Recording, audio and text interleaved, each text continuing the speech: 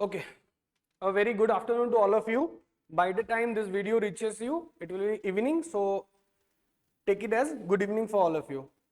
So I hope you all attempted, most of you might have attempted the UPSC exam that was held 2 days back, and kindly let me know in the comment section how was your exam and all, and what do you think of the paper. It was easy, hard than last year? What do you feel? What do you think? And where did you fumble? In which point you fumbled? Where you could have done better? So I hope you all might have done that analysis yourself. And now also I will be taking your geography, whatever geography part questions were there in the paper. So we will be looking into one by one, like what are the questions which you could have attempted better, what are the questions where you might have fumbled or you might have made some silly mistakes. But whatever analysis I had from the last this paper, UPSC paper, it was a perfect blend of hot and sweet. That's what I can say. The questions were so beautifully framed. The questions were so beautifully framed that if you have had a good knowledge about the subject geography, then most of the questions you would have done and it would have been correct. Hot and sweet, by that I mean that there were certain questions which were based on facts. Like the question, like I am currently discussing the set D. So the first question which came from the geography part, question number 9, like this question, it directly asked you about the longest border. See, these are certain facts that UPSC, even APSC expects that you learn from the very beginning. Okay, like there is no logic if there is a longest border or what. मैं जरूर बताऊंगा इसके associated और क्या क्या question बाद में अगर आया तो क्या आ सकता है, लेकिन these are the very basic information. जब आप ज्योग्राफी पढ़ते हैं, सबसे लंबा नदी, छोटा नदी, कौन सी नदी कहाँ गई, कौन सा बड़ा कंट्री, कौन सा छोटा कंट्री, आप लोग सभी पढ़ते हो. जैसे हम लोग, अगर आप लोग एपीएससी भी दिए थे, लास्ट ईयर क्वेश्चन आया था ना, लार्जेस्ट आर्किपेलागो, वैसा टाइप का क्वेश्चन. तो ये एकदम बेसिक है, यूपीएससी भी पूछेगा, एपीएससी भी आपको पूछेगा. ठीक है, जैसे ये अभी क्वेश्चन है, ठीक है, इसमें लॉन्गेस्ट बॉर्डर पूछा गया है. तो प्रायर टू आपका लास्ट ईयर, मतलब लास्ट ईयर नहीं, prior to 1867 Alaska was part of Russia, present day Russia. ठीक है, but in 1867 USA bought that land from Russia. ठीक है, एंड उसके बाद हो गया ये यूएसए का पार्ट. एंड जैसे ही वो यूएसए का पार्ट बन जाता है, उसके बाद क्या होता है, उसका टेरिटोरियल जो ये था आपका, एक second,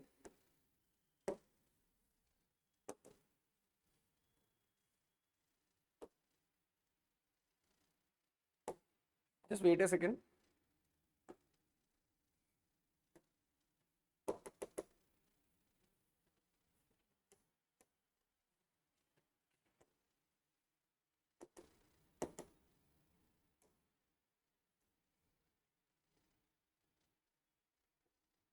Okay.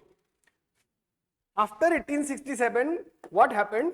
Alaska, this part, this region, Alaska became part of USA. Okay. Prior to that, the border was only along this line, and it was roughly around 3500 miles. Okay. After Alaska, the total border became 8893 miles. Okay. So it was a very basic question. So longest border which the country shares is USA and Canada. ठीक है, every time when I take geography, I always suggest to all the students, my students, that you need to at least remember first three. Like when you study even atmospheric gases also, the first three constituting gases, the largest three countries. ठीक है, उस हिसाब से आप लोगों को याद करने के लिए मैं हमेशा बोलता हूं, और उसी हिसाब से आई सजेस्ट कि आप लोग भी करो. ठीक है, जैसे क्वेश्चन में ऑप्शंस में जो दिया गया था ना आपका, एक सेकेंड, ऑप्शन जो दिया गया था, इसमें ये तो हो जाता है आपका 8, जो मैंने बोला रफली अराउंड 8500 माइल्स. उसके बाद ये अराउंड हो जाता है आपका चिले अर्जेंटीना अराउंड 6000 के करीब. तो उस हिसाब से अगर आपका फैक्चुअल इंफॉर्मेशन सही रहता तो आप ये क्वेश्चन कर पाते हैं. ठीक है, moving on to the next question.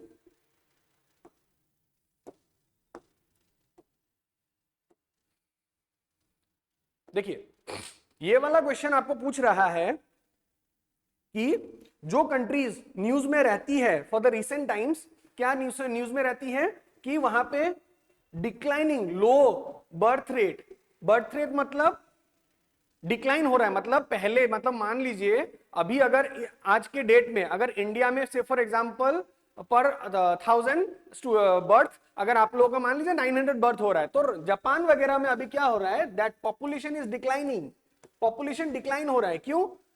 जो पहले ऑलरेडी थे उनका पॉपुलेशन, मतलब जैसे अभी पॉपुलेशन, ये वाला डायग्राम आप लोग अगर देखोगे तो हम समझ रिलेट कर पाओगे ये चीज को।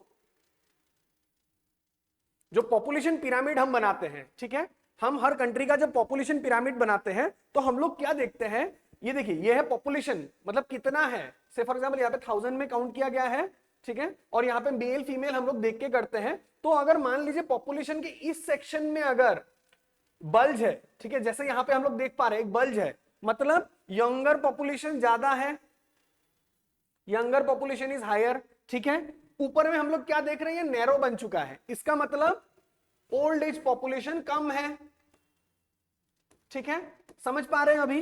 तो हमारे इंडिया में जब हम लोग बोलते हैं ना पॉपुलेशन बूम आया था, पॉपुलेशन बूम आया था, तो ड्यूरिंग दैट पीरियड हम लोग का इंडिया का बल्ज यहां पे एग्जिस्ट करता था, ठीक है, over a period of time. जैसे आपने क्वेश्चंस में भी देखा होगा, डेमोग्राफिक डिविडेंड सुनते रहते हैं, वही डेमोग्राफिक डिविडेंड, ये जब bulge over a period of time यहां पहुंचेगा तो हम लोग क्या देखेंगे, वर्किंग एज पॉपुलेशन, ठीक है, 15 से 59 वर्किंग एज पॉपुलेशन ज्यादा होगा, लोग इस कैटेगरी में ज्यादा होंगे। जब इस कैटेगरी में लोग ज्यादा होंगे तो उसको हम लोग डेमोग्राफिक डिविडेंड बोलते हैं। लेकिन over a period of time हम लोगों ने क्या सुना है, एक कंट्री उस चीज में बहुत ज्यादा सफर कर रहा है और वो है आपका Japan, high old age population, ठीक है, very high old age population. अगर इस क्वेश्चन को आप ऑप्शन के थ्रू भी जाते हैं, ठीक है, तो जापान तो पक्का होगा, ठीक है, मतलब आंसर ये होगा या फिर ये होगा, ठीक है, क्योंकि जापान तो फॉर श्योर शॉट ये वाला क्राइटेरिया फुलफिल करता है, low birth rate, ageing population दोनों फुलफिल करता है, ठीक है। अभी नाइजीरिया और नाइजर, ये दो ऐसे कंट्री है जिसका बर्थ रेट बहुत ज्यादा है, ठीक है, जैसे आप इस डायग्राम में भी देख पाएंगे, ये देखिए, नाइजर हो गया, नाइजीरिया हो गया, इन लोगों का बहुत ज्यादा है, ठीक है, बर्थ रेट। सफर कौन कर रहा है, कोरिया, जापान, इटली, ठीक है, ये सब कंट्री सफर कर रहे हैं, उसके वजह से ये हाई डिबेट में रहता है। क्योंकि देखिए, अगर ओल्ड एज पॉपुलेशन ज्यादा हो जाएगा तो गवर्नमेंट को आपको सोचना पड़ेगा उन लोगों के लिए क्या केयर प्रोवाइड करना पड़ेगा ना। जैसे अभी आप लोग असम में भी अगर इमेजिन कीजिए, अगर ओल्ड एज पॉपुलेशन, अभी अगर मैं यंग आदमी हूं, ठीक है, मुझे हॉस्पिटल जाने की जरूरत थोड़ा कम पड़ सकता है। हॉस्पिटल मतलब क्या, गवर्नमेंट को सब्सिडी देके मुझे तो ठीक कराना पड़ेगा ना। अभी आप अगर जीएमसी में भी एडमिट होते हो तो यू कैन सी कि आपका कॉस्ट, जो आपका हॉस्पिटल का कॉस्ट होता है वो थोड़ा कम होता है, ठीक है। लेकिन अगर मान लो किसी अगर कंट्री में ओल्ड एज पॉपुलेशन बहुत ज्यादा बढ़ जाए तो क्या होगा, समझ रहे हैं आप लोग। So expenses will grow for all these countries, and उसके वजह से ये आज का डिबेट नहीं है जापान वाला, ये बहुत दिनों से डिबेट चल रहा है। Even Italy for continuous 20 years, last 20 years their birth rate has been in the declining trend, ठीक है। तो अगर आप ऑप्शंस से भी देखते तो ये वाला क्वेश्चन आप कर पाते, ठीक है। आंसर वुड बी ए, ठीक है, आंसर इज कौन सा, इटली, जापान, साउथ कोरिया, ठीक है। नेक्स्ट क्वेश्चन,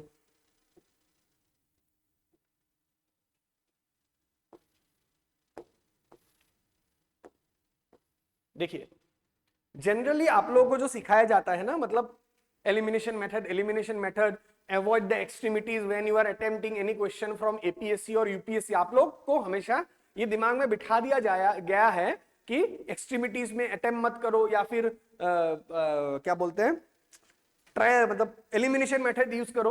वही चीज पे इस बार आपका यूपीएससी ने आप लोगों के साथ खेल दिया है। जैसे यहां पे देखिए, ये वाले क्वेश्चन में क्या बोला गया है, नो वाटर एंटर्स रेड सी, तो आप लोग तो सोचोगे अगर नो बोला है, एक्सट्रीम स्टेटमेंट दे दिया है, मतलब ये तो गलत है स्टेटमेंट, ठीक है। देखिए पहले आपको समझना पड़ेगा ये रेड सी वाला area, it is surrounded by, मतलब क्या हुआ, अफ्रीकन डेजर्ट इस साइड, यहां पे आपका अरेबियन डेजर्ट के बीच में आता है, ठीक है। तो ये वाले रीजन में तो डेफिनेट बरसात कम ही होता होगा, ठीक है। ये वाले अगर लॉजिक लगाएंगे तो वेरी लिटिल प्रेसिपिटेशन, ठीक है। अभी जब आप लोग ये लगाओगे ना कि यहां पे कोई वाटर, कोई रिवर, यहां पे पानी अंदर नहीं आता है, ठीक है, इसमें प्रॉब्लम क्या होता है, एक्सट्रीमिटीज। बहुत लोग सोचेंगे नो बोला है ये तो पक्का गलत है, मतलब वन ओनली, ठीक है, नहीं, लेकिन ठीक है प्रेसिपिटेशन नहीं है, ठीक है, मान लो बारिश हो भी गया, but there is not substantial, ऐसा कोई परमानेंट रूट नहीं है कि नदी है ये यहां से ही वो फ्लो करती है और जाके रेड सी में मिलती है, ठीक है। देर इज नो रिवर और any other source of water that enters Red Sea, ठीक है। बहुत लोग इसमें कंफ्यूज हो जाते हैं टिग्रिस और यूफ्रेटस को लेके, ठीक है। ये आपका गिरता है आपका पर्शियन गल्फ में, यहां पे नहीं, मेनली रेड सी है आपका एक, आपका नेसेन सी बोल सकते हैं हम लोग, ठीक है, नेसेन सी है जहां, जिसके वजह से वाटर यहां पे आया है, ठीक है, क्लियर है, ओके। नेक्स्ट, तो ये वाला का आंसर होगा कौन सा फिर, both 1 and 2 both are correct. Next question,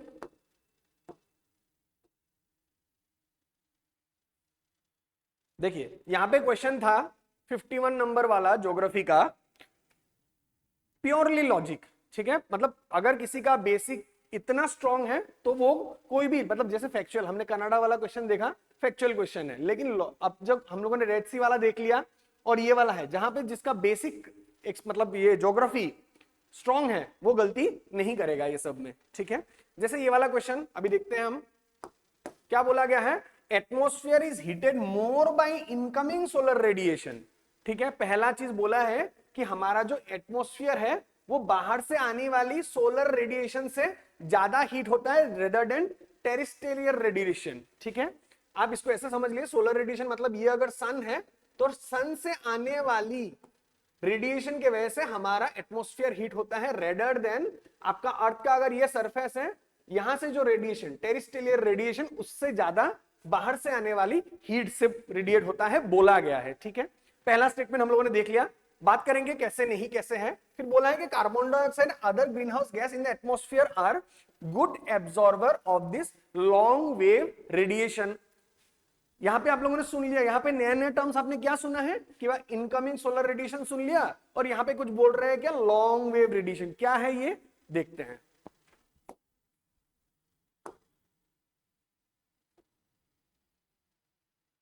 in some short words, एकदम सिंपल लेमन लैंग्वेज में आपको बता रहा हूं, ये है लॉन्ग वेव, लॉन्ग वेव ये है आपका शॉर्ट वेव, ठीक है। डिफरेंस क्या आपको दिख रहा है, लॉन्ग वेव में हमें दिख रहा है कि वेवलेंथ बड़ा है, वेवलेंथ मतलब ये देखिए, ये है आपका वेवलेंथ, ठीक है, लैम्डा बोल दीजिए। अब देखिए ये वाला बड़ा है या ये बड़ा है, जो जिसका लैम्डा बड़ा है, वेवलेंथ बड़ा है, मतलब वो है आपका लॉन्ग वेव। अब लॉन्ग वेव कैसा होता है, शॉर्ट वेव कैसे होता है, तो इसका सिंपल एक लॉजिक है। अगर मान लीजिए अगर ये बॉडी है, ठीक है, ये एक लोहे का टुकड़ा है, ठीक है, इस लोहे के टुकड़े को मैंने गर्म कर दिया, ठीक है, जैसे ही मैंने इसको गर्म कर दिया, कोई भी हीटेड ऑब्जेक्ट, ठीक है, कोई भी हीटेड ऑब्जेक्ट हीट रेडिएट करेगा, ठीक है, हीट रेडिएट करेगा। पहला चीज समझ में आ गया कि ये रेडिएशन नाम का चीज जो यहाँ पे जो मेंशन किया गया है क्या है, ठीक है। दूसरा चीज, जितना ज्यादा आपका टेम्परेचर, टेम्परेचर वेवलेंथ ये नहीं, जितना ज्यादा आपका टेम्परेचर उतना आपका वेवलेंथ छोटा होगा, शॉर्ट वेव होगा। जैसे सन से अगर कोई रेडिएशन आ रही है तो वो शॉर्ट होगी, सन के वजह से हमारा धरती गर्म हो रहा है, सरफेस गर्म हो रहा है, उसके बाद क्या होगा, सरफेस रेडिएट करना चालू कर देगा, और सरफेस जब रेडिएट करेगा तो क्या होगा, it will be long wave. Logic समझ में आया, ज्यादा गर्म शॉर्ट वेव, कम गर्म लॉन्ग वेव, ठीक है। अभी यही वाला लॉजिक पे आप कंटिन्यू रहिए, उसके बाद आप ये सुनिए, हमारे जो एटमॉस्फेयर में है, ठीक है, हमारे एटमॉस्फेयर में जैसे क्वेश्चन में मेंशन था, कार्बन डाइऑक्साइड मेंशन किया, ग्रीन हाउस गैसेस मेंशन किया, वो लोग एब्जॉर्ब करते हैं लॉन्ग वेव, ठीक है। जो शॉर्ट वेव आते हैं वो ट्रांसपेरेंट होता है, ठीक है। ट्रांसपेरेंट मतलब उसके लिए हमारे अर्थ का एटमॉस्फेयर ट्रांसपेरेंट है, वो घुस जाता है, कुछ अमाउंट एब्जॉर्ब होते हैं। यहां पे जैसे आप लोग देख पा रहे हैं, एपीएससी का भी क्वेश्चन था, हिट बजट का क्वेश्चन था, अराउंड 14% एब्जॉर्ब होता है, लेकिन जो अर्थ रेडिएट करता है उससे आप देखिए कितना हो रहा है, अराउंड 34%, ठीक है। समझ में आ गया? तो क्वेश्चन, और जो अर्थ से रेडिएट होके लॉन्ग वेव जाएगा वो कौन एब्जॉर्ब करेगा? आपका कार्बन डाइऑक्साइड या फिर ग्रीन हाउस गैसेस। इसलिए हम लोग सुनते हैं ना कि कार्बन, जंगल जला दिया या फिर हम लोगों ने फॉसिल फ्यूल जला दिया तो क्या होता है, कार्बन डाइऑक्साइड रिलीज होता है और all the green house gases emission हम लोग जो बोलते रहते हैं। तो उसके वजह से क्या होता है, अर्थ से जो गर्मी आएगा उसको ट्रैप कर देता है कार्बन डाइऑक्साइड, और ग्रीन हाउस गैस उसको एब्जॉर्ब करके अर्थ का टेम्परेचर बढ़ा देता है। समझ में आया? तो सन की वजह से हमें गर्मी फील नहीं हो रहा है, ठीक है। हम जब फॉसिल फ्यूल को बर्न करेंगे, एटमॉस्फेयर में कार्बन डाइऑक्साइड चला जाएगा, उसके वजह से क्या होगा, अर्थ से जो लॉन्ग वेव आएगा उसको एब्जॉर्ब कर देगा कार्बन डाइऑक्साइड और ग्रीन हाउस गैस, उसके वजह से टेम्परेचर बढ़ता है, ठीक है। जो आप लोग एनवायरमेंट से अगर रिलेट करना तो रिलेट कर लीजिएगा, पेरिस क्लाइमेट डील, ठीक है, जिसके वजह से बोला गया है ना कि अर्थ का टेम्परेचर इतने ऊपर तक हमें लेके नहीं जाना है। तो वो लोग बात करते हैं इसी कार्बन डाइऑक्साइड और ग्रीन हाउस गैस के बारे में, ठीक है। आई होप इट्स क्लियर। तो इसका आंसर अगर मैं बोलने जाऊंगा तो क्या होगा आंसर? पहला, atmosphere is heated by incoming solar radiation. पहला क्या बोला statement? Atmosphere is heated more by incoming solar radiation, गलत, it is more by terrestrial, ठीक है।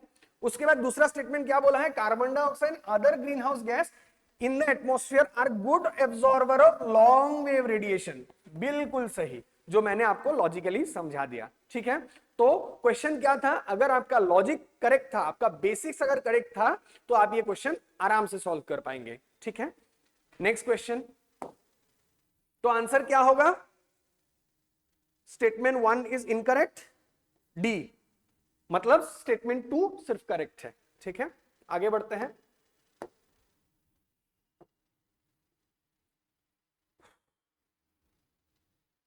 नेक्स्ट क्वेश्चन क्या बोला है, thickness of the troposphere at the equator, highlight कर लेते हैं क्या बोल रहा है, is much greater as compared to poles, ठीक है। अभी एक चीज मेरे को बताइए, जो आपका मान लीजिए ये अर्थ है, ठीक है, ये अर्थ है, ठीक है। अब अर्थ क्या है, एक एटमॉस्फेयर का एनवलप बना हुआ है, ठीक है। कोई भी टिल्टेशन में रहे, ठीक है, या तो आपका मान लीजिए जून का महीना हो या समर हो या विंटर हो, ठीक है। इक्वेटर पे हमेशा इस रीजन पे, ट्रॉपिकल रीजन पे we get more solar energy, ठीक है। तो इसके वजह से क्या होता है, temperature is more over this region, ठीक है। इस रीजन पे अगर टेम्परेचर ज्यादा, ठीक है, तो क्या होगा, डेंसिटी, टेम्परेचर ज्यादा तो डेंसिटी कम। समझ में आया? अब जैसे इसका एग्जांपल आप कैसे लीजिएगा, आप जब सुने होंगे, आप भी देखे होंगे मूवी में, हॉट एयर बलून देखा है, वहां पे क्या करता है, नीचे से आग लगा देता है, आग लगा देने से क्या होता है, बलून और ऊपर उड़ने लगता है। तो ये आग लगा देने से लॉजिक क्या होता है डेंसिटी का, जब आप टेम्परेचर बढ़ा दोगे डेंसिटी कम हो जाएगा और वो ऊपर चला जाएगा, ठीक है। समझ में आया? लॉजिक समझ में आया? ठीक है। तो उसी हिसाब से मान लीजिए ये अर्थ है, एक एनवलप, ऐसा एयर का एनवलप है, ठीक है, लेकिन अब इस जगह में अगर सन रे ज्यादा गिरेंगी तो क्या होगा, हीट वहां पे ज्यादा होगा। तो हीट जब ज्यादा होगा, ये अगर अर्थ है तो एक बल्ज हमें दिखेगा, ठीक है, एक बल्ज हमें दिखेगा इक्वेटर रीजन पे, ठीक है, जो अराउंड 16 टू 18 किलोमीटर तक रहता है आपका ट्रोपोस्फियर, ठीक है, जो है आपका लिमिट है उसको ट्रोपोपोज बोलते हैं ना हम लोग। तो उसी तरह लिमिट के अंदर 16 टू 18 रहता है, यहां पे बल्ज हो गया, ठीक है, ये टेम्परेचर, तो यहां पे टेम्परेचर कम है तो क्या होगा, डेंस होगा, तो यहां पे अराउंड 6 टू 8, आप 80 मान लीजिए, 8 किलोमीटर तक हाइट तक ट्रोपोस्फियर रहता है, ठीक है। तो क्वेश्चन ने क्या बोला था हमें, क्वेश्चन ने हमें पूछा thickness of the troposphere at equator is much greater, मतलब ट्रोपोस्फियर इक्वेटर में ज्यादा है थिकनेस कंपेयर टू पोल्स, एकदम सही बोला है, ठीक है।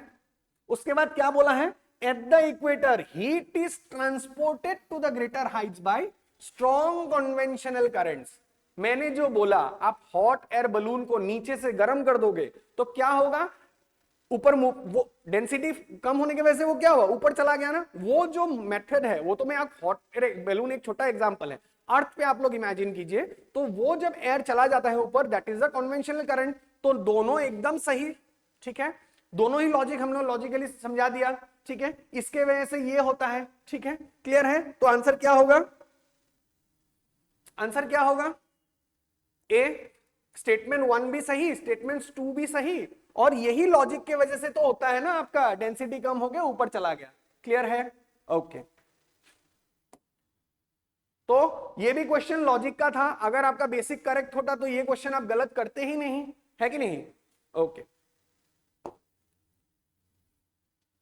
नेक्स्ट क्वेश्चन, जैसे यही वाला मैं बता दिया, देखिए एग्जामिनर सिंपल क्वेश्चन पूछ रहा है, इतना लॉजिक नहीं लगा, मतलब सिंपल, मतलब अगर किसी ने बेसिक क्लियर कराया है तो वो कर लेगा। मैं अगर होता ना, ठीक है, मैं विंटर और समर पे खेलता, ठीक है, क्वेश्चन को अगर किसी का बेसिक स्ट्रांग है, ठीक है, उसका बहुत अच्छा ज्योग्राफी आता है, वो ये क्वेश्चन कर लेता, ठीक है, मुझे अगर हार्ड बनाना होता तो मैं विंटर और समर पे खेल देता, ठीक है, समझ पा रहे हैं। समर में क्या होगा, और ज्यादा ऊपर होगा, जैसे मैंने ये बोला ना कि अर्थ के ऊपर जो ये आपका एनवेलप रहता है, ठीक है, ये एक बल्ब हम लोग देख रहे हैं ना इक्वेटर रीजन पे, ये हमेशा जो A16 to 18 मैंने बैंडविड्थ क्यों दिया है, वो will depend also on the season, ठीक है, सीजन के ऊपर डिपेंड करेगा। समर में गर्मी ज्यादा और ऊपर जाएगा, विंटर में गर्मी कम नीचे रहेगा, समझ में आ गया।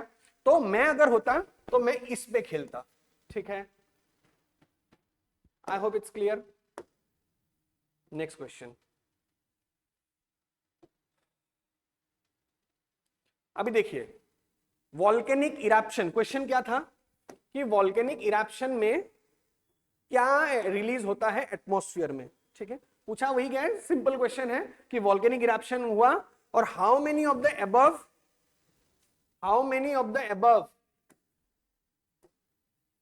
Are product of the volcanic eruption, ठीक है।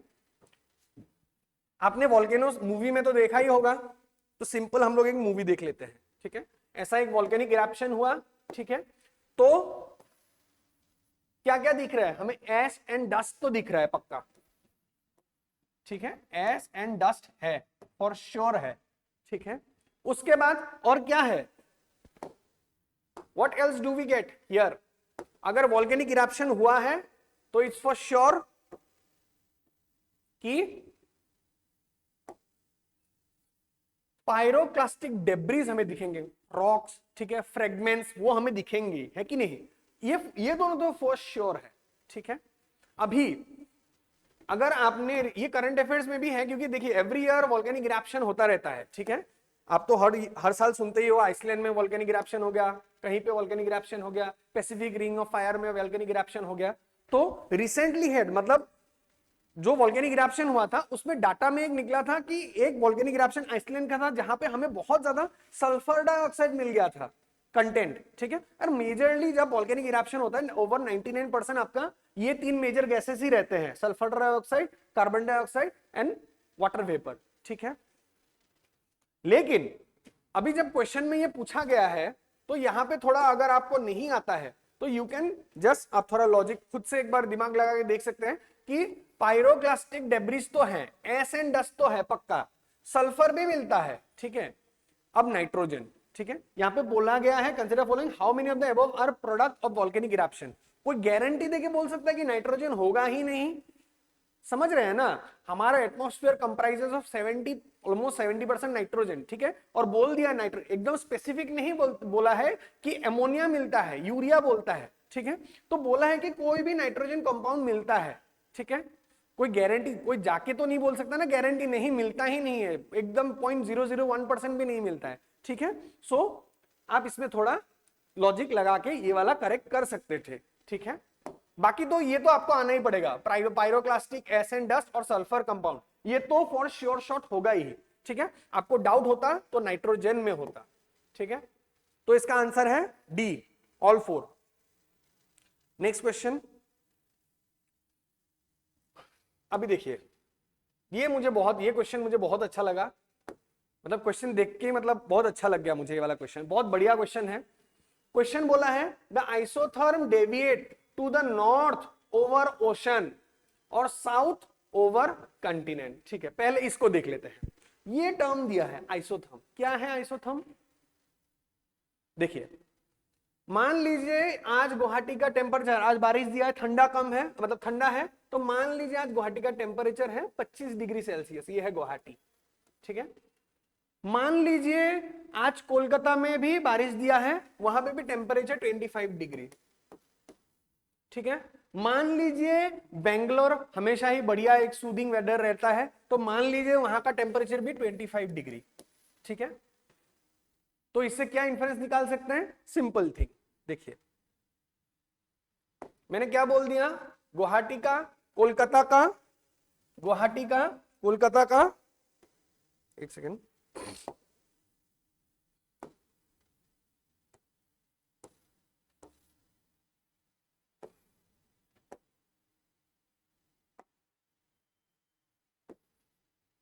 गुवाहाटी का, कोलकाता का और बेंगलोर का मैंने टेम्परेचर सेम बोल दिया। ठीक है,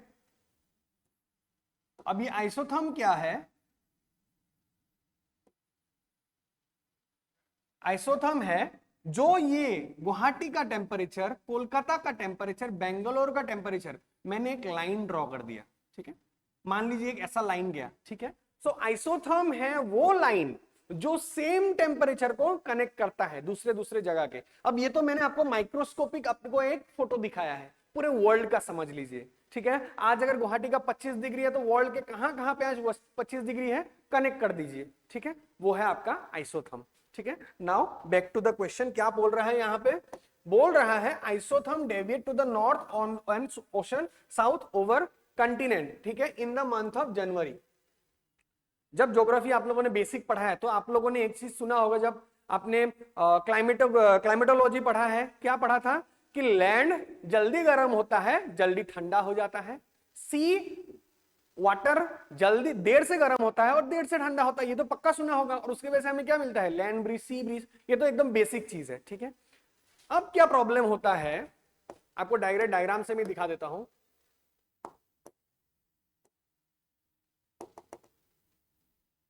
अब जनवरी के महीने में, ये जो मैंने बोला ना, सेम टेम्परेचर वाले जगह को आप एक साथ कर दीजिए। ठीक है, अब जनवरी के महीने में क्या होता है, लैंड जल्दी गर्म जल्दी ठंडा। ठीक है, लेकिन वाटर क्या हुआ, गर्म तो हो गया लेकिन ठंडा नहीं हुआ। तो क्या होगा, यहां पे मान लो क्या बोलते हैं, लैंड पे यहां पे 10 डिग्री सेल्सियस दिखा रहा है। ठीक है, मान लो लैंड पे यहां पे 10 डिग्री सेल्सियस दिखा रहा है, लैंड गर्म हो गया था लेकिन अभी ठंडा हो चुका है। ठीक है, लेकिन इसके बगल वाला पानी ठंडा नहीं हुआ है। यहां पे हम लोग क्या देख पा रहे हैं कि बगल वाला पानी, जो उसके पास वाला पानी, वो अभी भी 15 डिग्री में है। और हम लोग जानते हैं पानी, हम लोग अगर नॉर्थ की तरफ या फिर एक्सट्रीम साउथ की तरफ जाएंगे तो पानी ठंडा होगा। ठीक है, तो हमें अगर सेम टेम्परेचर को कनेक्ट करना है तो लाइन को थोड़ा ऐसा टेढ़ा कर देना पड़ेगा। ठीक है, समझ में आया? तो क्वेश्चन क्या बोल रहा है, क्वेश्चन क्या बोल रहा है? क्वेश्चन बोल रहा है कि isotherm deviate toward the north over the ocean. एकदम सही बात, पानी नहीं तो स्ट्रेट लाइन होता ना, ठंडा है उसके वजह से उसको नॉर्थ की तरफ मूव करना पड़ रहा है। ठीक है, पहला स्टेटमेंट सही, एकदम सही स्टेटमेंट। ठीक है, अभी बेसिक आप लोगों ने, मैं बार बार बोल रहा हूं बेसिक पे, ठीक है, क्योंकि पूरा पेपर ही बेसिक पे था। बोल दिया क्या? Presence of cold ocean currents. ठीक है, हमें पता है कौन सा वार्म ओशन करंट्स है, कौन सा कोल्ड है। ठीक है, पहला बोला है कि presence of cold ocean current, फिर बोला कॉमा देके कि gulf stream, north Atlantic drift. ठीक है, दो करंट का नाम बोल दिया। अब मेरे को आप खुद बताइए, गल्फ स्ट्रीम कोल्ड है या वार्म करंट है? नॉर्थ अटलांटिक ड्रिफ्ट कोल्ड है या वार्म है? तो यहां पे पूरा स्टेटमेंट गलत हो जाता है। ठीक है, बाकी जाने की जरूरत ही नहीं है कि presence of cold ocean current. अगर यहां पे मान लो हॉट ओशन करंट होता तब भी मान सकते थे कि पहला वाला पार्ट है, हम दूसरे वाले में मूव करेंगे। ठीक है, पूरा स्टेटमेंट गलत। ठीक है, तो पहला वाला सही, तो आंसर ओनली 1। ठीक है, क्लियर है आपको? नेक्स्ट क्वेश्चन,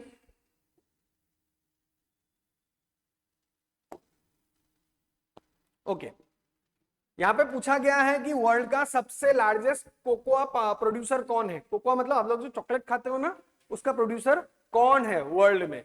उसको जानने के लिए आपको पता होना पड़ेगा, लेकिन कोकोआ प्रोड्यूस कहां पे होता है, क्या कंडीशंस है जहां पे कोकोआ प्रोड्यूस होगा। जैसे अभी हमें आसाम में टी मिलता है, तो कोई तो रीजन होगा ना यहाँ पे टी मिलने का, ठीक है। उसी हिसाब से कोकोआ भी उसी जगह में उगेगा जहां पे उसका जो डिजायर्ड उसको चाहिए वो उसको मिलेगा। क्या चाहिए उसको, फेयरली यूनिफॉर्म टेम्परेचर चाहिए उसको, ठीक है। और क्या चाहिए, हाई ह्यूमिडिटी चाहिए, ठीक है। और क्या बोला, एबंडेंट रेन चाहिए, ठीक है। फिर नाइट्रोजन रिच सॉइल, इतना सारा डिमांड है उसका, ठीक है। अब ये वाला कंडीशन क्या बोला है, Fairlie uniform temperature, high humidity, कहां मिलेगा, पक्का ट्रॉपिकल रीजन होना पड़ेगा, वहां पे ह्यूमिडिटी ज्यादा होता है, ठीक है। तो दो कंट्री हैं, दो कंट्री कौन से हैं हमारे, आइवोरी कोस्ट, घाना, कोटे दी आइवोरी भी बोल सकते हैं, या फिर घाना, ये दोनों हैं जहां पे हमें कोकोआ प्रोडक्शन होता है। न्यूज में क्यों था, ये करंट अफेयर्स का क्वेश्चन था, न्यूज में क्यों था, रिपोर्ट सबमिट हुआ था कि आपका ड्यू टू क्लाइमेट चेंज क्या हो रहा है, अभी जो डिजायर्ड उनको मिलता था वो अबव सी लेवल कंडीशन में चला गया। मान लो पहले अगर 300 मीटर अबव सी लेवल पे कोकोआ उगता था घाना और आइवोरी कोस्ट में, लेकिन अभी क्या है, क्लाइमेट चेंज की वजह से वो थोड़ा ऊपर चला गया है। मतलब मान लो पहले अगर 300 मीटर पे उगता था, अभी 600 मीटर में उगता है, ठीक है। और over a period of time ये और ऊपर चलता चला जाएगा, ठीक है। मतलब कंडीशन सूटेबल नहीं बन रहा है, ठीक है। ये करंट अफेयर्स का क्वेश्चन था, न्यूज में था, दैट्स व्हाई आया है। देखिए आप क्या बोला है डायग्राम, और ये न्यूज में ऐसे भी दिया गया था कि करंटली अभी क्या इतने सारे एरिया में होता है कोकोआ, लेकिन 2050 तक क्या होगा, खत्म हो जाएगा, कम जगह में रहेगा, ठीक है। इसलिए ये न्यूज में था। सो करंट अफेयर्स का क्वेश्चन था, आप करंट अफेयर्स सही रहता तो आप ये कर लेते। अब ये वाला क्वेश्चन, इससे बेसिक क्वेश्चन मुझे लगता नहीं वो लोग और कुछ बना पाते, ठीक है। और ये प्रेडिक्टेड भी था, क्यों बताओ। लास्ट पीवाईक्यूज में आप देखिए, ब्रह्मपुत्र पूछा, इंडस पूछा, बाकी कौन सी रह गई हमारी, गंगा, ठीक है, गंगा रह गई, ठीक है। अब अगले साल के लिए ये दिमाग में रखना, गंगा हो गया, ब्रह्मपुत्र हो गया, इंडस हो गया, अब है पेनिनसुलर रिवर की बारी, ठीक है। ये मुझे लगता है पूछेगा, ठीक है, क्योंकि हॉट एंड स्वीट पेपर बनाना है तो mix of facts and logic लगाएंगे ये लोग, ठीक है। ये आराम से आप लोगों से हो जाता, क्योंकि अगर गंगा हम लोग देखेंगे, जो आपका लेफ्ट हैंड ट्रिब्यूटरी है, सबसे पहले हम लोग क्या पढ़ते हैं, रामगंगा पढ़ते हैं, गोमती, फिर क्या पढ़ते हैं, खग्गर, फिर गंडक, बूढ़ी गंडक, फिर कोसी, फिर महानंदा, एकदम बेसिक इंफॉर्मेशन। और ऐसी भी नहीं है छोटी छोटी कोई नदी पूछी है, नहीं पूछी है, बड़ी बड़ी नदियां ही पूछी है। मान लो अभी अगर गुवाहाटी से फॉर एग्जांपल ब्रह्मपुत्र का, ठीक है, बड़े बड़े हमें तो ट्रिब्यूटरीज पता है, छोटे छोटे ट्रिब्यूटरीज शायद हमें पता है, लेकिन एक साउथ से जो कोई अगर एग्जाम दे रहा है तो उसको नहीं पता होगा पागलाडिया नदी कौन सा कहां पे ब्रह्मपुत्र से मिलता है, नहीं पता होगा उसको। लेकिन ये वाला क्वेश्चन क्या कर दिया, सबके लिए न्यूट्रल बना दिया है, बड़े बड़े रिवर ही, गोमती, घग्गर, गंडक, कोसी, ठीक है, बड़े बड़े रिवर का ही नाम लिया है। So the answer is B. इससे मुझे लगता नहीं इससे आसान कोई क्वेश्चन बन सकता था, ठीक है। जैसे रामगंगा, सॉरी गोमती, घग्गर, गंडक और कोसी, देख लीजिए, अरेंज करने के लिए बोला था फ्रॉम लेफ्ट टू राइट, हमने कर दिया, ठीक है। इसमें कोई लॉजिक नहीं है। अभी next question, rainfall is the reason for weathering of rocks, ठीक है। बोला नहीं है फिजिकल वेदरिंग या फिर केमिकल वेदरिंग, ठीक है, हमारे लिए आसान बना दिया, ठीक है। केमिकल वेदरिंग, मान लीजिए कोई अगर जगह में वहां पे क्या मिलता है, कास्ट टोपोग्राफी है, ठीक है, जो हमारे मेघालय वगैरह में, ठीक है। तो वहां पे अगर रेनफॉल गिरेगा तो क्या होगा, वाटर विल रिएक्ट, ठीक है, एंड उसकी वजह से क्या होगा, there will be chemical weathering, ठीक है। हम लोग जो देखते हैं ना स्टेलेक्टाइट स्टेलेक्माइट पढ़ते हैं ना, केमिकल वेदरिंग हमें वहां पे मिलेगा। तो स्टेटमेंट 1 तो सही है, क्या बोला, rainfall is one of the reason for weathering of rocks, एकदम सही बात बोला। फिर rain water contains carbon dioxide in solution, आप बोल सकते हो नहीं है, पूरा गलत जवाब है। रेन वाटर गिर रहा है, एयर में कार्बन डाइऑक्साइड है, मिक्सअप क्यों नहीं होगा भाई, ठीक है। और क्या बोला है, rain water contains atmospheric oxygen, atmosphere से गिर रहा है। ये तो यहाँ पे तो बोला नहीं है कि रेन वाटर कंटेन्स डायमंड, नहीं बोला है ना। तो बेसिक जो है एटमॉस्फेयर में हमें मिलता है वो वाला गैस तो मिक्सअप होंगे ना, ठीक है, समझ में आ गया। तो आंसर क्या होगा?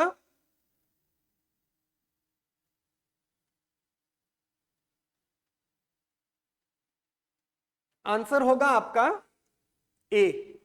ठीक है, क्लियर है? नेक्स्ट क्वेश्चन देखिए, ये एक बेसिक क्वेश्चन जब मैं पढ़ाता हूं, मतलब फैक्ट्स भी मुझे तो रटवाना पड़ेगा ना क्लास में। आप खुद देखिए, ये मेरे क्लास का स्लाइड में लेके रखा हूं, जो मेजर कुछ ही सीज हैं पूरे वर्ल्ड में, कुछ सीज हैं और जो हर साल कभी ना कहीं घुमा के पूछेगा। रेड सी, मेडिटेरियन सी, ब्लैक सी, कैस्पियन, उसके बाद आपका ये हो गया नॉर्थ सी। ये एकदम फेवरेट है, लेकिन मैं प्रेडिक्ट कर रहा था कि शायद से साउथ मतलब चाइना सी के बारे में पूछेगा, लेकिन पूछा नहीं था। मैंने क्लास में प्रिपेयर कराया था, लेकिन जो मेरे पहले स्टूडेंट्स रहे हैं उनको पता है मैं कैसे याद कराता हूं ये सब। ठीक है, मान लीजिए एग्जांपल दे देता हूं, जैसे ये ब्लैक सी है, ब्लैक बर्गर करके याद करा देता हूं। ठीक है, burger, Bulgaria, Ukraine, Russia, Georgia, Romania, burger करके याद करा देता हूं। ठीक है, तो वैसे सबका लॉजिक लगा के मैं याद करा देता हूं ये सब, और उसी के ऊपर है ये क्वेश्चन। ठीक है, इतना इतना आसान और कैसे कोई पूछ सकता है इससे आसान? तो आंसर है जर्मनी और हमारा नॉर्वे। ठीक है, ये दोनों नॉर्थ सी से कनेक्टेड है। ठीक है, तो आंसर क्या हो जाएगा? Only 2 B. नेक्स्ट क्वेश्चन, अब खुद देखिए, इतना आसान क्वेश्चन बोल रहा है, धुआंधार फॉल कहां पे, कौन से रिवर पे है? इंडियन ज्योग्राफी जब आप लोग पढ़ते हो, एकदम बेसिक्स, जब पेनिनसुलर रिवर में जाते हो तभी वाटरफॉल जब बोला जाता है तो बोल दिया जाता है कि धुआंधार फॉल नर्मदा रिवर में है। ठीक है, फिर इसका नाम बदल दिया, आप लोग इसमें कंफ्यूज हो गए होंगे। ये कौन सा है? जोग फॉल्स कौन से नदी में है? यहां पे क्या दिया गया है? नेत्रावती, लेकिन है शरावती में। ठीक है, और मालवा प्लेटू, नर्मदा आपको पता ही है मालवा प्लेटू में, प्लेटू से होके तो गुजरता है ना, और हुंद्रू छोटा नागपुर प्लेटू के सुवर्ण रेखा से ही जाता है। बेसिक फैक्चुअल इंफॉर्मेशन है, जब आप इंडियन ज्योग्राफी पढ़ते हो तो मैं एज्यूम करता हूं पक्का ये सिर्फ आप पढ़ते हो या फिर आपको पढ़ाया गया होगा। ठीक है, ये सब क्वेश्चन गलत मत कीजिए। ठीक है, लॉजिक वाले क्वेश्चन मैं फिर भी मानता हूं शायद से आपने बेसिक क्लियर नहीं था। ठीक है, शायद से उसके वजह से नहीं हुआ है, लेकिन ये सब क्वेश्चन मैं एक्सपेक्ट करता हूं कि आपने सही किया होगा। नेक्स्ट क्वेश्चन बोल रहा है, कुछ माउंटेन्स के नाम दिए गए, हम लोग देख लेते हैं क्या बोलता है। एल्प बोला है, एप्लेशियन बोला गया है, और एंडीज बोला गया है। जियोमॉर्फोलॉजी, आप प्लेट टेक्टोनिक थ्योरी वगैरह जब पढ़ते हो, ठीक है, फोल्ड माउंटेन का फॉर्मेशन पक्का आपको बताया गया होगा। ठीक है, कैसे फॉर्म होता है? कॉन्टिनेंटल क्रस्ट से मिला, जैसे हम लोग का हिमालय फॉर्म होता है, जैसे आप टेबल क्लॉथ को ऐसा करते हो तो क्या होता है? रिपल्स फॉर्म होता है ना, उसी तरह से जो माउंटेन फॉर्म होंगे वो होंगे हमारे फोल्ड माउंटेन्स। ठीक है, अब मेरे को बताओ, ये एल्प क्या ब्लॉक माउंटेन है? बताइए। हम लोग जब ये तीनों को पढ़ते हैं ना, एग्जाम्पल हम लोग प्लेट टेक्टोनिक थ्योरी वगैरह का जब मीन्स में डायग्राम वगैरह बनाते हैं, एटलीस्ट ये तीनों माउंटेन तो आप बना के ही देते हो ना। ये तीनों ही हैं आपके फोल्ड माउंटेन्स, तो ये दोनों तो सही बोला है। नॉर्थ अमेरिका में एप्लेशियन है, साउथ अमेरिका में ये वाला है, जैसा अभी मैं डायग्राम में दिखा देता हूं आपको। ठीक है, तो ये तो हम लोग बनाते ही हैं, एंडीज और एप्लेशियन। ठीक है, और हमें पता है एल्प भी, एल्प माउंटेन कहां गया? हाँ, यूरोप की शान एल्प माउंटेन्स। ठीक है, ये तो हमें पता है कि ये फोल्ड माउंटेन्स ही है, ये इसमें कोई डाउट होना ही नहीं चाहिए। ठीक है, अभी नेक्स्ट चीज है ये वाला चीज में, वोजेस। ठीक है, क्या वोजेस फोल्ड माउंटेन्स है? नहीं, वोजेस है आपका ब्लॉक माउंटेन्स। ठीक है, जैसे हमारे इंडिया में ब्लॉक माउंटेन्स कौन से हैं? सुना है? नहीं सुना है? विंध्या, सतपुरा, सुना है कि नहीं सुना है? तो फॉर्मेशन क्या है? There has to be rifting.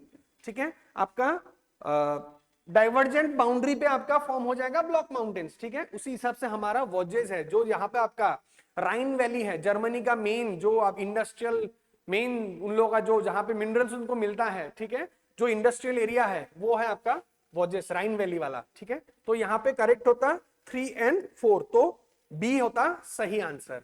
ठीक है, नेक्स्ट क्वेश्चन, ये देखिए, ये वाला क्वेश्चन जनरली एनवायरमेंट का होता, लेकिन मैं ऐसे ही ले रहा हूं क्योंकि मुझे लगा, क्योंकि मैंने देखा था करंट अफेयर्स वाला पार्ट था, दैट्स व्हाई मेरे को लगा ये मैं ले लूं। ठीक है, अभी बोला है, क्या बोला है? इंद्री। इंद्री क्या है? इंद्री है आपका एक इंद्री बोल दिया है, ठीक है। इसमें आप लोग कंफ्यूज हो गए होंगे, लेकिन इन शॉर्ट ये इंद्री एनिमल क्या है, ये एक लेमूर है, ठीक है, ठीक है। और ये बोनोबो ये एक आपका एप स्पीसीज है, ठीक है। वेरी फेरोशियस आपका एक चिंपांजी स्पीसीज है, चिंपांजी का ही, ठीक है, एप है, ठीक है। और ये सब मिलता कहां है, और मैं होता ना ये वाला, मैं आपको आप लोगों को अगर आपको नहीं आता है करंट अफेयर्स आपका सही नहीं है तो मैं बोलता ये सब ये क्वेश्चन आप अटेम्प्ट मत कीजिए, ठीक है। जैसे कल भी सर ने जब सेशन लिया था आपका, राज सर ने तो बोला था ना वो बुद्धिस्ट मॉन्क वाला कौन सी किताब लिखी थी, तो वैसे क्वेश्चन से जो आप अवॉइड कर सकते हो, ठीक है। तो लेमूर आसाम के जो paper exam APSC last 2-3 year से प्रिपेयर कर रहे हैं उनको तो पता है ना, एपीएससी का 2020 का क्वेश्चन लेमूर कहां मिलता है, माडागास्कर, ठीक है। फिर बोनोबो ये है आपका एंडेमिक टू कॉन्गो, ठीक है। लेकिन यहां पे मैं क्वेश्चन इसलिए लिया था, ये एल्क डिस्प्यूटेड है, ठीक है। बहुत सारे कोचिंग इंस्टीट्यूट उसको बोल रहे हैं कि एल्क इंडोनेशिया में नहीं मिलता है, लेकिन मैं बोलता हूं मिलता है। क्यों? नॉर्थ अमेरिका और सेंट्रल एंड ईस्ट एशिया का एंडेमिक स्पीसीज है एल्क। आप सर्च करके भी देख सकते हैं, इंडोनेशिया क्या है, forgot the name of the national park, elk वहां पे मिलता है, ठीक है। सो मैं होता तो उसको ये टिक करता, बाकी वाले कोचिंग इंस्टीट्यूट का मुझे नहीं पता, लेकिन मुझे पता है कि इसका आंसर क्या होगा, इंडोनेशिया में एल्क मिलता है, ठीक है। ब्राजील में नहीं मिलता है, तो आंसर इज ओनली 1। ये दोनों माडागास्कर में मिलता है आपका लेमूर, तो यहां पे बोला गया बोनोबो, बोनोबो मिलता है आपका कॉन्गो में, ठीक है। Next question,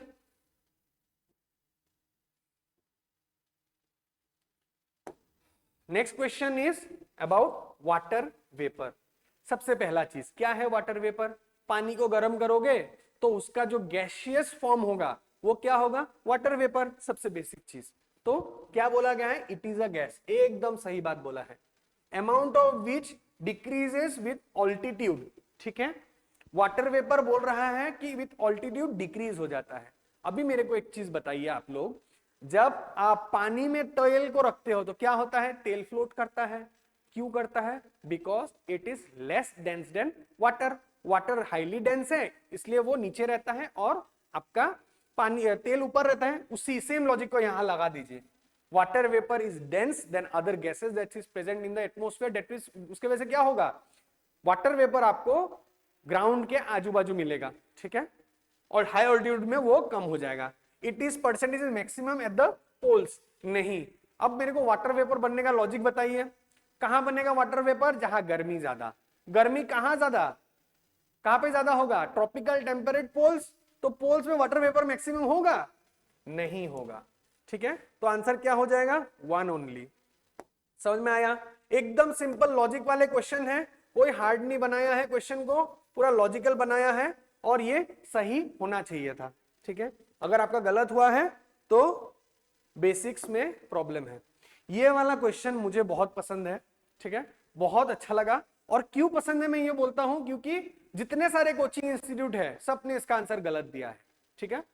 let's wait for UPSC also, मैं भी गलत हो सकता हूं, लेकिन जितना मैं मेरा है ये गलत नहीं है। क्यों नहीं है मैं आपको बताता हूं, ठीक है। पहला बोल दिया कि annual and daily range of temperature is high, मतलब यहां पे बोला कंसीडर द फॉलोइंग डिस्क्रिप्शन, बोला है कौन से क्लाइमेट टाइप का डिस्क्रिप्शन दे रहा है ये वाले स्टेटमेंट, ठीक है। पहला बोला annual and daily range of temperature is low, मतलब एनुअल मतलब साल में टेम्परेचर में ज्यादा डिफरेंस नहीं है, डिफरेंस रहेगा कम 2, 3, 4, 5 डिग्री का। फिर डेली रेंज ऑफ टेम्परेचर मतलब रात को जितनी गर्मी, सुबह को उतनी गर्मी, दोपहर को उतनी गर्मी, थोड़ा बहुत फ्लक्चुएशन होगा लेकिन इतना नहीं, ठीक है।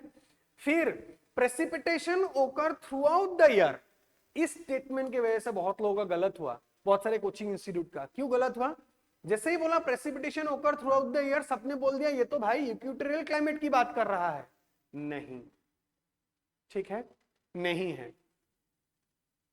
उसके बाद क्यों नहीं है मैं ये बताता हूं आपको। इक्वेटोरियल रीजन है, इक्वेटोरियल रीजन है, बारिश बहुत ज्यादा होगा, ठीक है।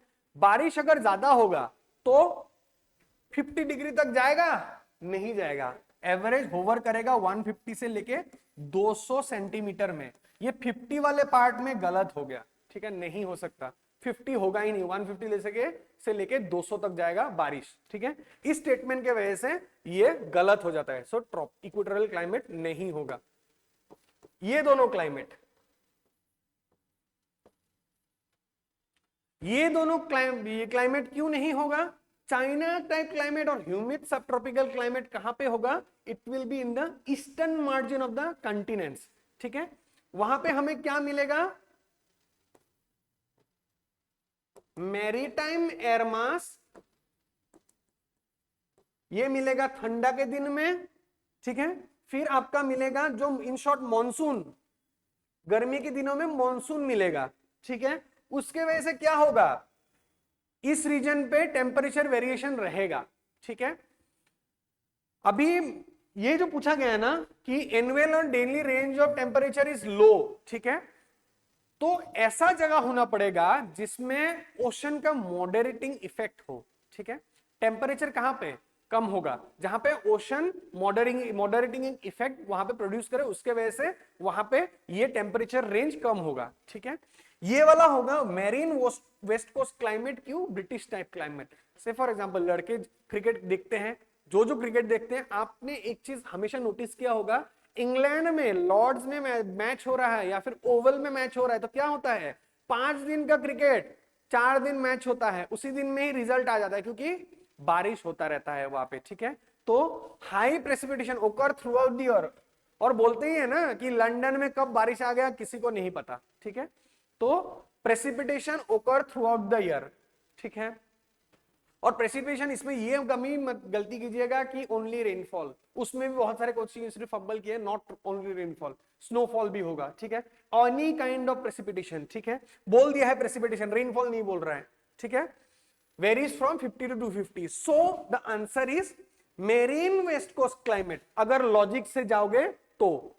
लेकिन अगर किसी ने ज्योग्राफी को बहुत अच्छे से पढ़ा है और किसी ने एक आदमी का नाम सुना है जिसका नाम है कोपन, ठीक है, कोपन बोल देता है कि आपका ये climate marine west coast climate है, आपका पड़ता है CFB एंड CFC, ये वाला रीजन, ये वाले रीजन, ठीक है। और कोपन सही से अगर जिसने पढ़ा है, और कोपन मेरे ख्याल से नहीं, आपके सिलेबस में है, आपको पढ़ना ही चाहिए। क्लास 11 की एनसीईआरटी निकालिए, कोपन मिलेगा, आपको पढ़ना ही चाहिए। एनसीईआरटी में है तो आपको आना चाहिए, ठीक है। कोपन स्पेसिफिकली बोलता है, कैरेक्टरिस्टिक्स बोलता है, वो बोलता है कि वेस्ट कोस्ट क्लाइमेट का, मरीन वेस्ट कोस्ट क्लाइमेट का ये सब कैरेक्टरिस्टिक्स है। आप आज भी उठा के देखिए क्या क्या कैरेक्टरिस्टिक और उसके साथ मिला के देखिए। अब उसके बाद देखिए बाकी कौन सी इंस्टीट्यूट सही है या फिर हम सही हैं। फिर भी देखते हैं यूपीएससी क्या बोलता है। मोस्ट लॉजिकल यूपीएससी भी देगा। अभी नेक्स्ट कोरियोलिस फोर्स के ऊपर क्वेश्चन है, ठीक है। कोरियोलिस फोर्स जब भी आप पढ़ते हो तो ये पढ़ते ही हो, मैक्सिमम एट पोल्स और इक्वेटर में 0, ठीक है। हर कोई बोल देता है 0 है, ऊपर है, मैक्सिमम है, लेकिन कोई एक्चुअली बताता नहीं क्यों है, ठीक है। तो जो आपका लैटिट्यूड का डिफरेंस है, कंसेंट्रेशन हमें यहां पे ज्यादा मिलता है, फिर ऊपर पतला होता जाता है, ठीक है। और अगर कोरियोलिस फोर्स का मैं एक्चुअली आप अगर इस एकदम सिंपली समझिए, कोरियोलिस फोर्स अगर है क्या समझ लीजिए। आप जब ट्रेन से जाते हो, बस से जाते हो, ठीक है, आप लोग क्या करते हो? जब आप कूदते हो, लड़के लोग यूजुअली करते हैं, बस से जब कूद जाते हो तो आगे की तरफ कूदते हो, क्यों? Because you have got a momentum, ठीक है। और जब आप मान लीजिए आपने सेम जगह पे उतर गया, या फिर आप कभी देखा नहीं होगा कि ट्रेन इस तरफ जा रही है, कोई आदमी ऐसा करके उतर रहा है, वहीं गिर जाएगा। क्यों? उसका बॉडी ट्रेन की स्पीड ले रहा है, ठीक है। स्पीड ट्रेन अगर 60 से जा रहा है तो उसका बॉडी भी 60 से जा रहा है, ठीक है। लेकिन जब वो उतर जाएगा, उल्टा डायरेक्शन में उतरेगा, तो बॉडी तो पीछे चला जाएगा, उसका पांव जैसे ही वो नीचे गिरा वो 0 हो जाता है, ठीक है। उसके वजह से क्या होगा? वो गिरने के चांसेस ज्यादा है। उसी चीज को अप्लाई कर दीजिए कोरियोलिस फोर्स पे, ठीक है। क्या है कोरियोलिस फोर्स? ये अगर एक अर्थ है, ठीक है, ये अगर एक अर्थ है, ठीक है, अर्थ में क्या होगा? यहां पे मान लो मैं खड़ा हूं, ठीक है, और यहां पे मान लीजिए आप खड़े हैं, ठीक है। तो क्या होगा? मैं पूरे 24, अर्थ तो एक टाइम पे पूरा घूमता है, मैं 24 घंटे में 24 आवर्स में ये पूरा एरिया कंप्लीट कर लेता हूं, ठीक है। आप यहां पे खड़े हो, आप 24 घंटे में कम एरिया कवर करते हो, ठीक है, तो मेरे को बताइए मेरी वेलोसिटी ज्यादा या आपकी वेलोसिटी ज्यादा? वेलोसिटी क्या है? Velocity is equal to distance upon time. मैंने ज्यादा डिस्टेंस कवर किया, आपने कम किया, ठीक है, तो मतलब मेरी वेलोसिटी ज्यादा। ठीक है, मेरी वेलोसिटी ज्यादा, ठीक है। तो अभी क्या होगा, मान लीजिए मैं यहां से आपको एक बॉल फेंकता, ठीक है, यहां से मैं यहां पे खड़ा था, आप यहां पे थे, मैंने आपको एक बॉल फेंका, तो क्या होगा, बॉल मेरे स्पीड में था, क्योंकि जैसे ट्रेन वाला एग्जांपल, ट्रेन के स्पीड से मैं भी जा रहा था, वो में ये एंटायरली बेस्ड है न्यूटन के सेकेंड लॉ के ऊपर, ठीक है, न्यूटन के सेकेंड लॉ के ऊपर ये पूरा बेस्ड है, ठीक है। बॉल मेरे स्पीड से जा रहा है, ठीक है, लेकिन मैं आपको अगर वो बॉल अगर इस तरह पास करूंगा तो क्या होगा, आप मैं देखेगा कि बॉल ऐसे चला जाएगा, क्यों जाएगा, क्योंकि एक बॉल का एक आपका वेक्टर इस तरफ था, मैं थ्रो इस तरफ कर रहा था, लेकिन इस वेलोसिटी की वजह से ये बॉल चला जाएगा इस डायरेक्शन में, ठीक है, यही है आपका कोरियोलिस फोर्स। अब मेरे को बताइए, मेरा अगर स्पीड यहां पे 50 होता, मैं अगर फेंकता तो शायद यहां पे गिरता, अगर मेरा स्पीड यहां पे 200 होता तो मैं बॉल फेंकूंगा तो बॉल का भी स्पीड ज्यादा होगा तो बॉल यहां पे गिरेगा, ठीक है। तो क्या बोला है, इंक्रीज विद वेलोसिटी में आपका कोरियोलिस फोर्स भी ज्यादा, एकदम सही स्टेटमेंट, ठीक है, पूरा सही स्टेटमेंट बोला है। नेक्स्ट क्या बोला है, पोल्स में प्रेजेंट नहीं है, maximum at poles and equator में 0 है, सही स्टेटमेंट है, ठीक है।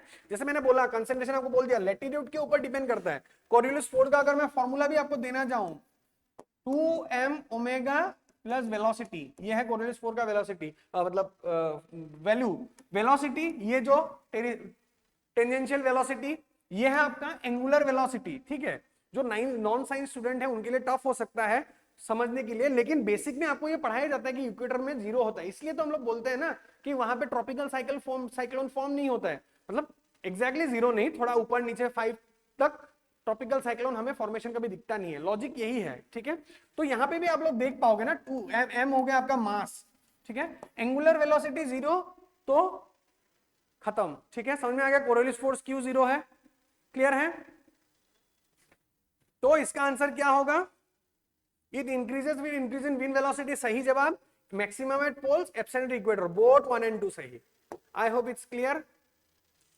नेक्स्ट देखते हैं क्या क्वेश्चन था, ये मतलब मैं क्या बोलूं, ये यूपीएससी 21 जून के साथ उनका क्या प्रॉब्लम है पता नहीं, हर साल पूछते रहते हैं, ठीक है। इस साल क्या पूछ दिया, अभी 21 जून की खासियत क्या है, 21 जून की खासियत यह है कि ये है आपका, ये हो गया मान लीजिए आपका इक्वेटर, ठीक है, ये हो गया आपका ट्रॉपिक ऑफ कैंसर, ठीक है। 21 जून की खासियत ये है कि ये एक समर सोलिस्टिस है, ठीक है। क्या है समर सोलिस्टिस, इस दिन पे क्या होता है, आपका sun is directly overhead Tropic of Cancer, that's why दिन और रात बराबर 12 घंटे का, ठीक है, मतलब मिनिमम मोर देन 12 आवर्स, आर्थिक में तो सूरज ढलता ही नहीं है, ठीक है, समझ गया। समर सोलिस्टिस अगर बेसिक पढ़ा है तो ये एकदम बेसिक क्वेश्चन है, ये गलत तो होना ही नहीं चाहिए,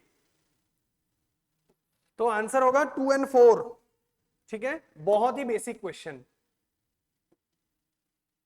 ठीक है। ये समर सोलिस्टिस का मैंने एग्जांपल दे दिया है, ट्रॉपिक ऑफ कैंसर में डायरेक्टली आपका सन गिरेगा, ठीक है। उसके बाद नेक्स्ट क्वेश्चन, लार्जेस्ट बोला है, वर्ल्ड का लार्जेस्ट ट्रॉपिकल, ठीक है, पीटलैंड कहां पे है, देखिए पीटलैंड क्या होता है, सबसे बेसिक इंफॉर्मेशन, पीटलैंड फॉर्म होने के लिए ऐसा लो लाइंग एरिया होना पड़ेगा, ठीक है, बारिश ज्यादा होना पड़ेगा, ठीक है, बारिश मतलब एनी काइंड ऑफ प्रेसिपिटेशन जिससे आपका डिकम्पोजिशन स्लो हो जाए, ठीक है। अब मान लो यहाँ पे पानी भरा हुआ है, पेड़ पौधे हैं, बहुत अच्छा ट्रॉपिकल जो एरिया है, पेड़ पौधे बहुत है, तो आपका क्या होगा, डिकम्पोजिशन सही से होगा नहीं, ठीक है। तो यहाँ पे क्या होगा, मैक्सिमम आप लोग पेडी के टाइम पे हम लोग क्या सुनते हैं, पेडी जो फील्ड होता है वहां पे हाइड्रोजन और इसका कंसंट्रेशन बहुत ज्यादा होता है ना, तो सेम है पीटलैंड में आपका कार्बन डाइऑक्साइड मीथेन का कंसंट्रेशन बहुत ज्यादा है, ठीक है। और पीटलैंड सिर्फ आपका ट्रॉपिकल में, ये गलती मत कीजिए, पीटलैंड आपको ट्रॉपिकल में ही नहीं मिलेगा, ठीक है, यहाँ पे क्वेश्चन में पूछा है इसलिए ऐसा पूछा है, पीटलैंड आपको ये सब एरियाज में भी मिलेगा, ठीक है। अब पीटलैंड मेजरली यहाँ पे जब क्वेश्चन में बोल दिया है कि ट्रॉपिकल रीजन वाले पीटलैंड, तो कौन से हैं, ये है आपका अमेज़न बेसिन, ये है आपका कॉन्गो बेसिन, ठीक है, यहाँ पे आता है आपका ये वाला थर्ड वाला, इसका नाम क्या था मैं ही भूल गया हूं, एक सेकंड रुकिए। किकोरी, किकोरी बेसिन कहां पे है? किकोरी बेसिन है आपका यहाँ पे पापुआ न्यू गिनी में है, ठीक है। और लास्ट वाला रियो वाला वो है इस रीजन में, ठीक है। लड़के यहाँ पे गलती क्या करेंगे, वो लोग जैसे ही देखेंगे बोला है tropical world largest tropical Peatland, वो लोग डायरेक्टली चले जाएंगे किसमें? ट्रॉपिकल अमेज़न बेसिन पे। नहीं, आंसर है कोंगो। मैंने ऑलरेडी बोल दिया है, लो लाइंग लैंड होना पड़ेगा, ठीक है, और रेनफॉल बहुत ज्यादा, प्रेसिपिटेशन बहुत ज्यादा होना पड़ेगा। और यहाँ पे ऐसे बोल ही दिया है ना कि possible destruction would lead to detrimental effect. Question क्यों था? क्योंकि करंट अफेयर्स में आया था, क्योंकि ब्रेजविल आपका ये डिक्लेरेशन साइन हुआ था कि हम लोग पीटलैंड का आपका प्रोटेक्शन करेंगे, उसके वजह से आपका ये डिक्लेरेशन साइन हुआ था। और ये करंट अफेयर्स का बात है, क्योंकि कॉन्गो ये वही डिबेट हो जाता है डेवलपमेंट वर्सेस एनवायरनमेंट, कि कॉन्गो क्यों अपना इस पीटलैंड को रखेगा, उसको भी तो डेवलपमेंट चाहिए ना, तो वो डिबेट। और ये नेवर एंडिंग डिबेट है, एनवायरनमेंट का क्वेश्चन हर साल रहेगा, ठीक है, it's a never ending debate. Next question, ये तो डायरेक्टली एकदम डेफिनेशन ही पूछ दिया है, बोल दिया है क्या? Total fertility rate in economy is defined by, एक एक करके देख लेते हैं। पहला क्या बोला है? नंबर ऑफ चिल्ड्रन बोर्न पर 100 people in a population in a year. ये क्या है? ये बर्थ रेट है, या फिर इसको हम नेटैलिटी बोलते हैं, ठीक है। उसके बाद नंबर ऑफ, ये वाला स्टेटमेंट अभी के लिए छोड़ दीजिए, मैं इन दोनों को कंपेयर करूंगा। बोला है क्या? Birth rate and minus death rate, ये है आपका पॉपुलेशन इंडेक्स, ठीक है। अभी स्टेटमेंट बी और डी को हम देखते हैं। बी क्या बोल रहे हैं? Number of children born to a couple in their lifetime. और ये क्या बोल रहे हैं? Average number of live birth of women live. समझ में आ गया? बच्चा पैदा होना और लाइव, ठीक है, उससे ही तो रिप्लेसमेंट, टोटल फर्टिलिटी से हम लोग क्या देखते हैं? रिप्लेनिश, मतलब मान लो हमारे इंडिया का स्लोगन है ना, हम दो हमारे दो, तो हम लोग फर्टिलिटी रेट क्या, रिप्लेसमेंट रिप्लेनिश के लिए क्या बोलते हैं? 2.1 होना सही होता है, ठीक है। जैसे नेशनल आपका ये भी बोला था, फैमिली हेल्थ सर्वे क्या बोला था कि इंडिया का अभी fertility rate has decline to 2 children per women, ठीक है। हम लोग रिप्लेसमेंट रेट के थोड़ा नीचे है, मतलब ओके चलता है, ठीक है, पॉपुलेशन अभी बढ़ेगा नहीं, ठीक है। तो इससे क्या है? Total fertility rate, the number of children born to a women would have by the end of her child bearing age, ठीक है। ये होता है आपका सही जवाब टोटल फर्टिलिटी रेट का, ठीक है। अभी एक चीज आप देखिए, पूरा क्वेश्चन ज्योग्राफी के जितने थे मैंने ऑलमोस्ट डिस्कस कर दिए, शायद से इसके बाद नहीं है, ठीक है। तो क्वेश्चन मैं यही बोल रहा हूं, ज्योग्राफी के जो क्वेश्चंस थे ना, 20 क्वेश्चंस आए थे, ठीक है। अगर एनवायरमेंट पकड़ता तो वो ज्योग्राफी का ही, ज्योग्राफी की बात हम लोग एनवायरमेंट ही पढ़ रहे हैं, तो मान लीजिए ज्यादातर कंसंट्रेशन ज्योग्राफी से ही था। तो जो आपने क्वेश्चन पेपर देखा है, तो आप खुद बोलिए, क्या आप सॉल्व नहीं कर पाते इसको?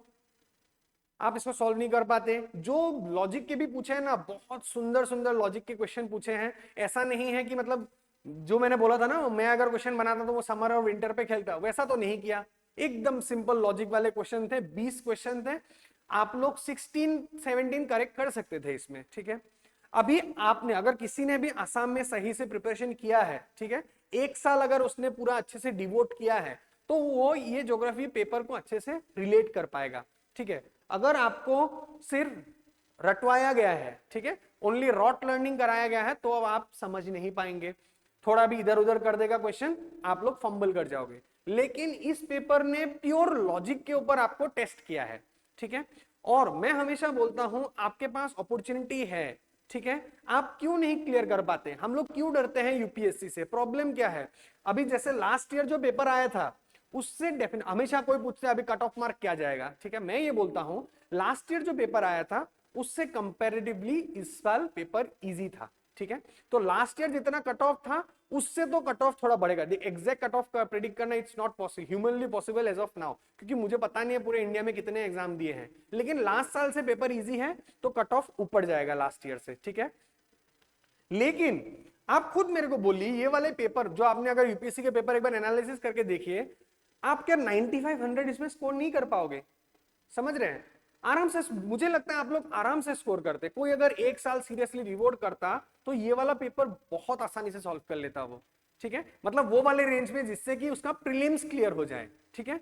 तो मैं ये बोलता हूं अपने आप को कभी लिमिट मत कीजिए, आपसे होगा, ठीक है, ये वाला पेपर आपसे होगा। बहुत इजी पेपर था, जैसे कुछ क्वेश्चन, जैसे सर ने भी कल वाला सेशन लिया था, कुछ क्वेश्चन है, ठीक है, जैसे वो वाले मंक ने कौन सा किताब लिखा है, वो आपको ट्रैप, मतलब अगर नहीं आता है तो नहीं आता है, उसमें आप मत कीजिए कि मैं टिक करके आ जाऊं शायद सही हो जाए, ठीक है, उसमें करेक्ट होने की प्रोबेबिलिटी आपका 25%। लेकिन ये वाला जो पेपर है ना ज्योग्राफी, मैंने देखे जो दिया है आपको, अराउंड 90% करेक्ट होने की प्रोबेबिलिटी रहेगी, ठीक है।